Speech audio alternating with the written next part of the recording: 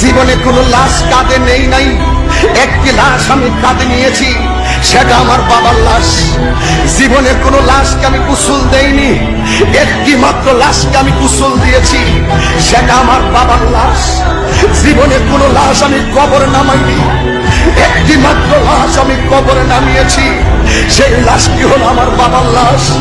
একটি অনুরোধ করে দিয়ে যাই যুবক তোমাকে, আজকে তুমি অস্থির হয়ে পড়েছ, আজকে তোমার বাবাকে তুমি শত্রু মনে করতেছ। এই বাবা হলো বড় বৃক্ষের মতন। বাবার লাশটাকে কবরে নামিয়ে বাবার মাথার পাশের কাফনটা আমি খুলে বাবার দাড়ির মধ্যে আমি ধরেছিলাম।